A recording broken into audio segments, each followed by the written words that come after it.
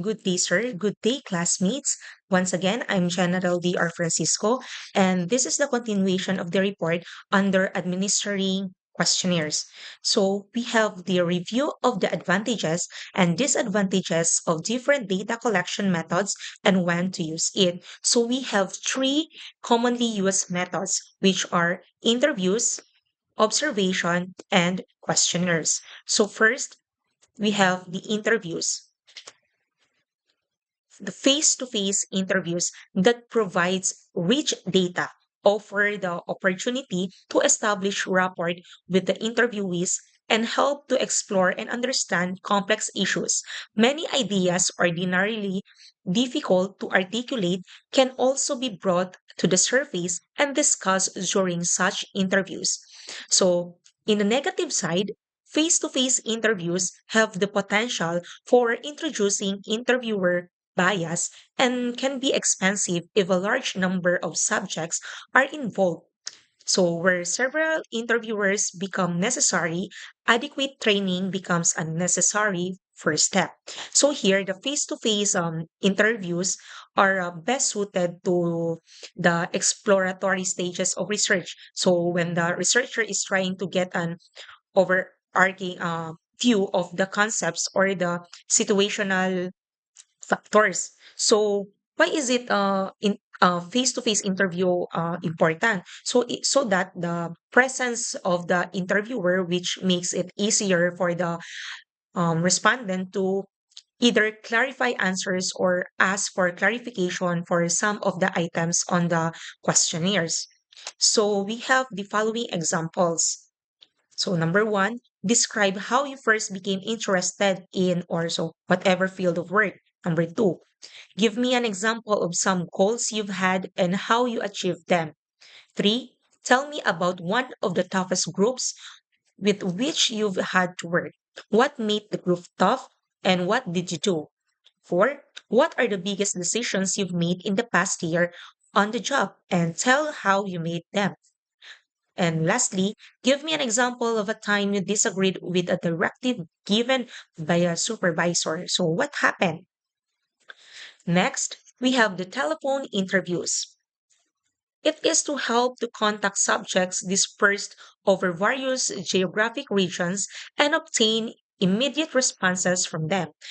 They are efficient way of collecting data when one has specific structured questions to ask, needs the responses quickly, and has a sample spread over a wide area. So on the negative side, the interviewer cannot observe the nonverbal response of the respondents and the interviewee can block the call. So here, the telephone interviews also minimize expenses associated with the interviewing, like out of town interviewee,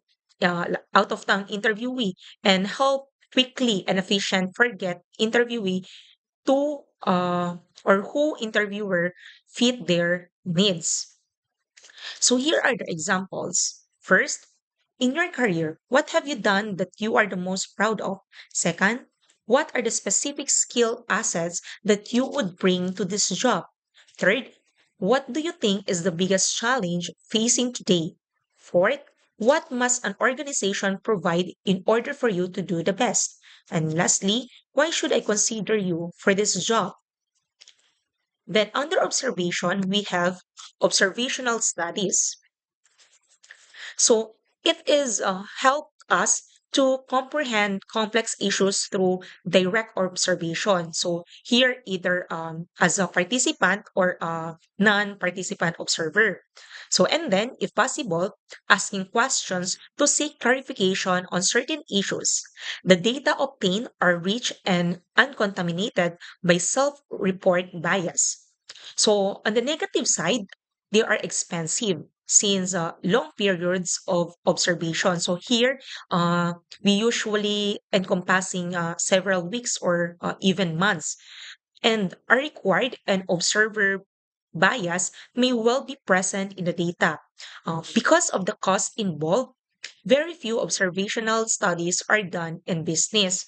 So According to Henry Mitzberg's of 1971, study of managerial work is one of the best known established published works that use an observational data collection method. So here, under observational studies, are best now suited for research requiring non-self-report descriptive data. And of course, that is when the behaviors are to be understood without directly asking the respondents themselves. So observational studies can also be capture marketing information such as in the in or example in one store buying behavior of customers.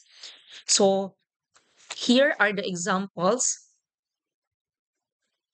Researchers compared scholastic performance of music students with that of non-music students. The music students had a much higher overall grade point average than the non-music students, 3.59 to 2.91. Also, 16% of the music students had all A's compared with only 5% of the non-music students. Under questionnaires, we have personally administering questionnaires. The group of individuals helps to first establish rapport with the respondents while introducing the survey. Second, provide clarification sought by the respondents on the spot. And third, collect the questionnaires immediately after they are completed. So, in that sense, no, there is of course, 100% response rate, but on the negative side, administering questionnaires personally is expensive, especially if the sample is widely dispersed geographically. So here, personally administered questionnaires are best suited when the data are collected from subjects that are located in close proximity to one another, and groups of respondents can be conveniently assembled. Next, we have the electronic questionnaires.